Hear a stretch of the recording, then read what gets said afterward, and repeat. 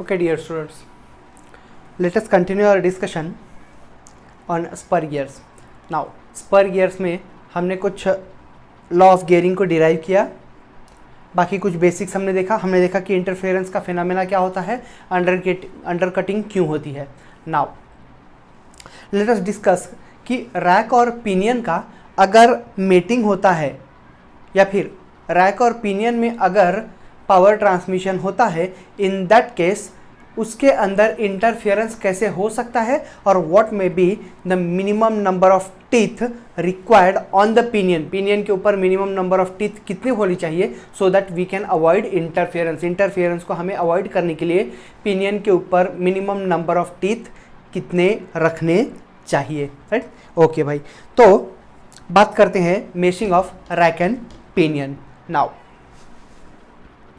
जब हम कहते हैं कि रैक एंड पिनियन, तो ऑफ कोर्स रैक वो गियर है which is having a pitch circle diameter of infinity. एक ऐसा गियर जिसका पिच सर्कल का डायमीटर इन्फिनाइट है या फिर रेडियस इन्फिनाइट है. तो क्यों ना मैं कह दूं कि ये जो स्ट्रेट लाइन है, ये स्ट्रेट लाइन मतलब कि इसका रेडियस इन्फिनाइट है, और अगर इसका रेडियस इन्फिनाइट है तो मैं कह सकता हूं कि this is nothing but pitch circle radius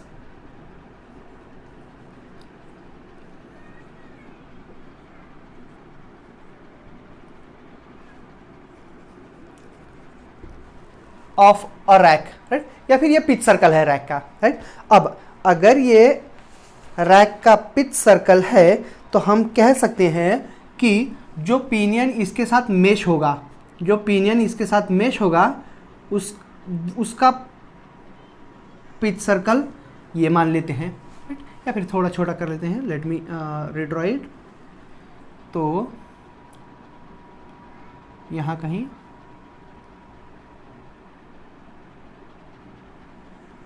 कुछ ऐसा, इसे थोड़ा सा ऐसा कर देते हैं. Right, so this may be the pinion pitch circle of pinion. Right, so pitch circle या फिर ये पिच लाइन ही हो सकती है. Pitch circle of a rack और pitch circle of a pinion, और पिच सर्कल्स जहां मीट करेंगे, राइट ना, जहां ये पिच सर्कल्स एक दूसरे के कांटेक्ट में आएंगे, that point will be pitch point. Let the pitch point को हम नाम देते हैं say point P. Right, so we have pitch circle for pinion, pitch circle for the rack. Now जो पिनियन है उसका जो बेस सर्कल होगा, let us say that this is the base circle for pinion. Right, so it is base circle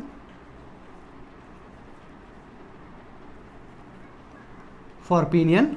और जो rack का base circle है, वो रैक का बेस सर्कल कुछ यही होगा. राइट, और हमें ये मालूम है कि जो दोनों भी मेशिंग गियर्स के बेस सर्कल को कॉमन टेंजेंट है, that is nothing but pressure line. Right ना, और वो प्रेशर लाइन पिच पॉइंट में से पास होता है. तो एक ऐसी लाइन जो पिच पॉइंट P में से पास हो और पिनियन और रैक के बेस सर्कल को टेंजेंट हो, क्या मैं कह सकता हूं कि वो जो लाइन होगी वो ऑफ कोर्स कहीं से ऐसे ही पास होती होगी. Right, so this may B that line. लेकिन सिंस हम कह सकते हैं कि the base circle for rack is a straight line, तो ऑफ कोर्स वो उसका इंटरसेक्टिंग पॉइंट ही मिलेगा, हमें वहां तो टेंजेंट मिलेगा नहीं. तो that will give me maximum distance. Right, let it be tangent to the pinion at some point and let that point be say point M नाम दे देंगे हम, चलेगा. So that is point M and is intersecting to the base circle of the rack at say point N. Right, okay. Now can we say that MN is the pressure line and this pitch circle, even the common tangent at the pitch point will be the pitch circle itself. So हम कह सकते हैं कि इन दोनों के बीच का जो angle है, ये जो एंगल है यही हमारा प्रेशर एंगल है, और अगर हम कंसिडर करते हैं ये यहाँ कहीं पिनियन का सेंटर होगा, तो उसका सेंटर लाइन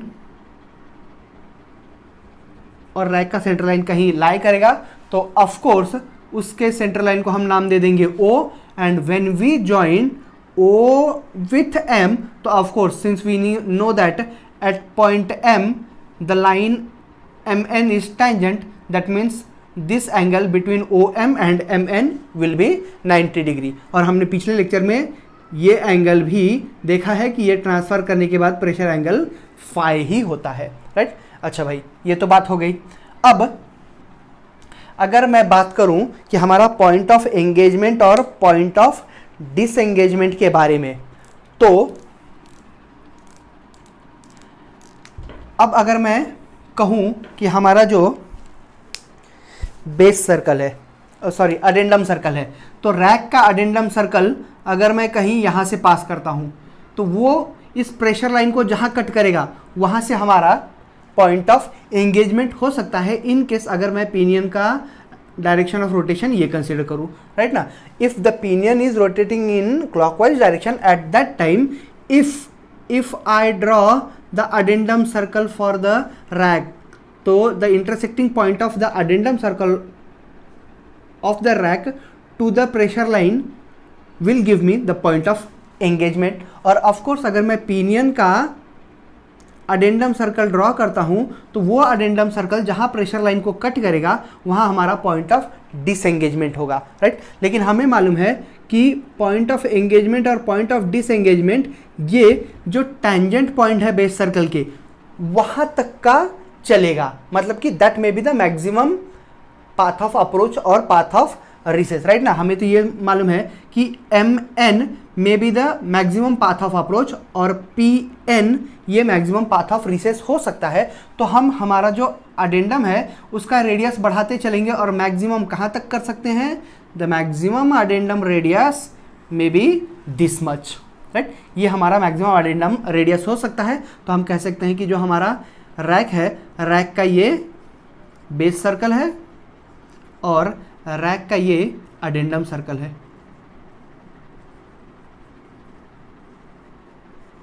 नाउ अब अगर हम रैक का अडेंडम सर्कल ड्रॉ कर सकते हैं, तो ऑब्वियसली जो पिनियन है, पिनियन का addendum circle, maximum addendum circle का रेडियस कितना हो सकता है सेंटर पॉइंट से, तो पॉइंट ऑफ डिसएंगेजमेंट ये जो पॉइंट है N, इतना maximum base sorry addendum circle का रेडियस हो सकता है for pinion। So this circle gives me addendum circle for pinion।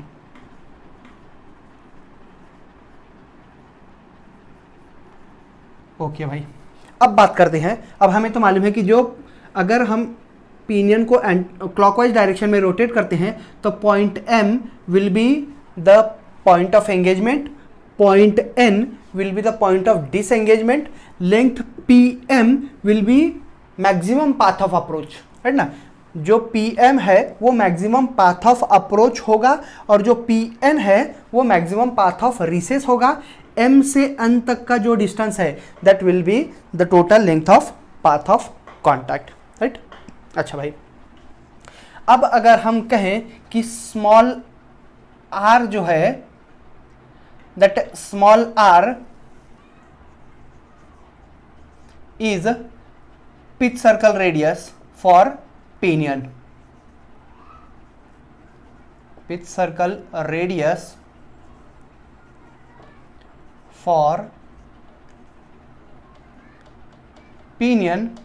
तो उस केस में क्या हम कह सकते हैं कि जो पिच सर्कल रेडियस है small r, that will be equal to module M into number of teeth on pinion TP by 2, है ना। जो पिनियन का रेडियस है, पिच सर्कल का radius small r, that will be equal to MTP by 2, right. ये देख लेते हैं कि ये रिलेशन आता कहाँ से है।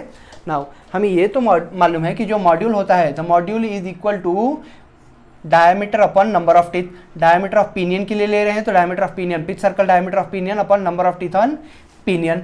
तो क्या हम कह सकते हैं कि जो डायमीटर है, diameter is equal to 2 times radius of the circle, right. तो r क्या होगा, r will be equal to m into T P by 2। तो हमने क्या कहा जो पिच सर्कल रेडियस r है that is equal to module into number of teeth on pinion upon 2, right. ये एक बात। और क्या हम कह सकते हैं कि a suffix r into m, a suffix r into m is the addendum for rack. ar into m क्या है?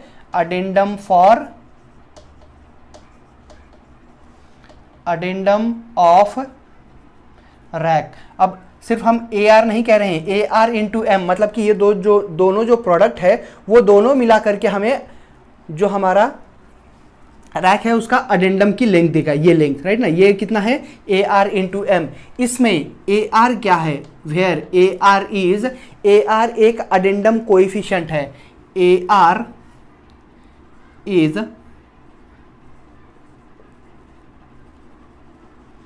अडेंडम कोएफिशिएंट जिसके साथ बाय विच AR क्या है? अडेंडम कोएफिशिएंट है by which standard addendum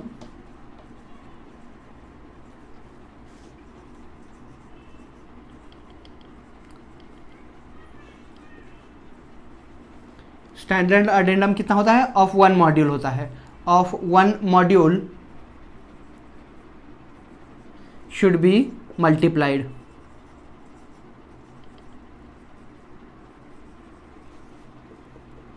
right. तो हमें ये क्या पता चला कि AR इंटू M हमें जो टोटल रैक है उसका अडेंडम की लेंथ देगा। AR इंटू M, जिसमें AR क्या है? एक कोएफिशिएंट है। उस कोएफिशिएंट के साथ जब हम स्टैंडर्ड अडेंडम ऑफ 1 मॉड्यूल को मल्टीप्लाई करते हैं तब हमें वो टोटल अडेंडम मिलता है। मतलब AR इंटू M मुझे small a addendum for rack देगा, राइट। अच्छा भाई, ये बात तो ध्यान में आती है। अब फिगर पे आते हैं और हम फिगर के ऊपर से समझने की कोशिश करते हैं। सिंस इसकी ज़रूरत नहीं है तो let me rub it out. ये बात तो हो चुकी है। अब हमने क्या कहा कि AR इंटू M जो है वो हमें अडेंडम देगा, right. That will be equal to addendum for rack, ये हमने लिखा था, addendum for rack. Now addendum of rack means the radial distance of pitch circle and addendum circle, right। और रैक की अगर बात करें तो क्या हम कह सकते हैं कि ये जो टोटल लेंथ है यही डिस्टेंस है वो, राइट। तो M के ऊपर से एक परपेंडिकुलर ड्रॉ करता हूँ on the pitch circle of a rack, right. तो ये अगर पिच सर्कल अगर एक परपेंडिकुलर ड्रॉ करता हूँ तो let me name it at some point D, right. इसे कुछ नाम D दे देता हूँ। अब ध्यान दो, क्या मैं कह सकता हूं कि जो MD है, MD that is equal to addendum for rack, addendum of rack. जितना MD, ये जो MD की लेंथ है यही तो रैक का अडेंडम है, राइट ना। वही तो रेडियल डिस्टेंस है between pitch circle and addendum circle. तो MD is nothing but the total length of addendum for rack. अच्छा भाई, अब बात करते हैं इस ट्रायंगल की। अगर हम कहें कि ट्रायंगल कंसीडर करेंगे, triangle PMD, in triangle PMD क्या हम कह सकते हैं कि sine of phi will be equal to opposite side तो MD है, MD upon hypotenuse is PM, right ना।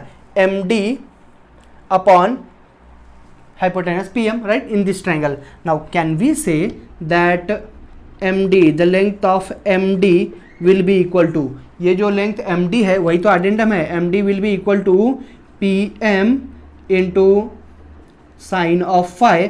अब बात करते हैं PM की। क्या हम कह सकते हैं कि जो P to M है that PM is maximum path of approach, but PM is maximum path of approach. और हमें मालूम है कि मैक्सिमम पाथ ऑफ अप्रोच हमने पिछले लेक्चर में डिराइव किया था कि मैक्सिमम पाथ ऑफ अप्रोच जो होता है that is equal to small r sine of phi, right ना। So maximum path of approach ये r small r sine of phi होता है, राइट। और वो pm की लेंथ मिली, और pm की लेंथ अगर हम इसमें पुट करते हो तो हमें अडेंडम की लेंथ मिलेगी। तो क्या हम कह सकते हैं कि जो md है that md is equal to pm is nothing but r sine phi. So r sine of phi into ये sine phi that is sine of phi. So we will finally get r sine square phi. So जो addendum md है, md जो है वो हमें कितना मिला, r sine square phi, this is md। Now md तो हमें मालूम है, md is nothing but addendum. अब हम बात करते हैं कि अगर हमारा md अडेंडम है और ar इंटू m भी अडेंडम है, तो क्या मैं कह सकता हूं कि दोनों भी इक्वल होंगे, राइट ना। Let me rub it out.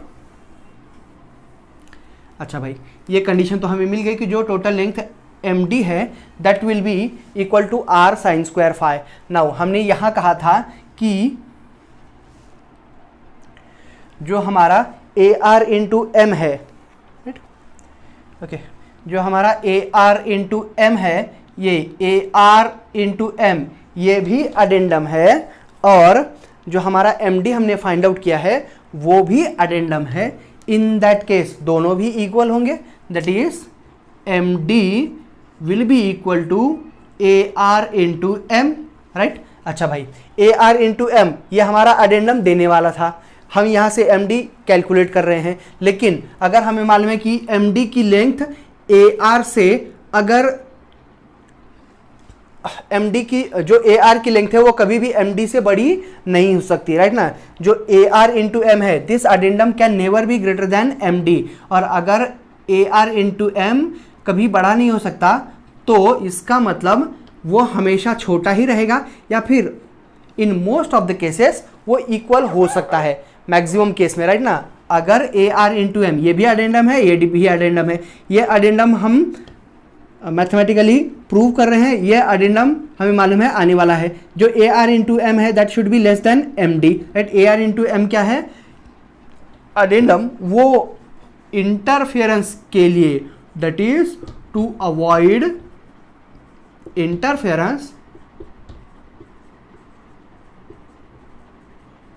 Interference avoid करने के लिए हमें मालूम है कि जो md है, मतलब कि जो हम कैलकुलेट कर रहे हैं वो हमेशा ar इंटू एम से बड़ा होना चाहिए, और md तो हमने फाइंड आउट किया है, that is small r sine square phi should be greater than और at least equal to ar into module m, right. अच्छा भाई, अब r जो है वो तो हमने फाइंड आउट किया है, that is m tp by 2 into sine square phi, and it should be greater than और at least equal to ar into M. Module m cancel हो जाएगा। अगर हम यहाँ थोड़ा सिंप्लीफाई करें तो क्या हम कह सकते हैं कि जो tp है, tp will be equal to 2 times a into r, equal नहीं, tp will be at least greater than और equal to 2 times ar upon sine square phi, right ना। टीपी जो है वो हमेशा इस एक्सप्रेशन से बड़ा होना चाहिए। टीपी क्या है, number of teeth on pinion. Now TP क्या है, number of teeth on pinion, मतलब कि अगर टीपी इस एक्सप्रेशन से बड़ा हो तो ही तो इंटरफेरेंस रुकेगी। हमने क्या कहा था कि इंटरफेरेंस अवॉइड करने के लिए md जो है वो इससे बड़ा होना चाहिए, राइट ना। हमने उसे सॉल्व किया और देखा कि नंबर ऑफ टीथ जो है वो इस एक्सप्रेशन से ज़्यादा होना चाहिए, या फिर अगर सबसे कम नंबर ऑफ टीथ में रखता हूं तो ऑफकोर्स ये जो टीपी है वो इक्वल हो जाएगा। इन दैट केस क्या हम कह सकते हैं, that is for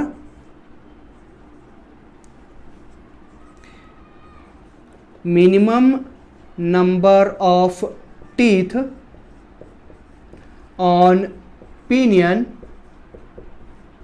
minimum number of teeth on pinion क्या हो सकता है, टीपी इज इक्वल टू, बहुत हुआ तो इसके वो इक्वल हो जाएगा, that is TP will be equal to 2 into ar upon sine square phi. I think this might not be visible on the board, तो इस बात को सिंस हमें लगने वाला है हमेशा, सो इसे हम एक बॉक्स में रखेंगे और फाइनली क्या निकालेंगे कि minimum number of teeth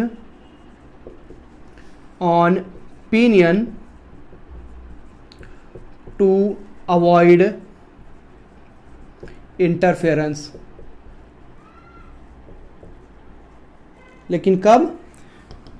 minimum number of teeth on pinion to avoid interference, लेकिन जब रैक और पिनियन मेश हो रहे हो तब, to avoid interference in rack and pinion is TP equals to, क्या निकाला हमने? TP will be equal to 2 times AR upon sine square phi. So TP is equal to 2 times AR upon sine square phi. ये हमें देगा हमेशा minimum number of teeth on pinion अगर rack और pinion का मेशिंग हो रहा है सच दैट इंटरफेरेंस अकर ना हो। अब AR हमने क्या कहा था कि AR एक अडेंडम कोएफिशिएंट है जो मॉड्यूल के साथ मल्टीप्लाई करके मुझे स्टैंडर्ड अडेंडम देगा, राइट। अगर AR की वैल्यू 1 होती है, अगर AR मैक्सिमम केस में AR की वैल्यू हम 1 ही लेते हैं, तो अगर AR की वैल्यू 1 होती है तो क्या हम कह सकते हैं कि TP will be equal to 2 upon sine square phi, right. When, कब? जब AR is equal to 1, when AR is equal to 1 तब minimum number of teeth on pinion will be equal to TP will be equal to 2 upon sine square phi. Since in most of the cases the addendum coefficient will be 1, so the minimum number of teeth on pinion to avoid interference during meshing of rack and pinion will be equal to 2 times AR upon sin square phi। phi क्या है? Pressure angle, right ना, ये तो बताने की जरूरत है नहीं। जो phi है that is equal to pressure angle, और जो A सफिक्स R है, A सफिक्स R क्या है? अडेंडम कोएफिशिएंट है, अडेंडम कोएफिशिएंट है जिसकी वैल्यू मैक्सिमम केसेस में 1 रखते हैं, right. Okay, so we will stop here, thank you.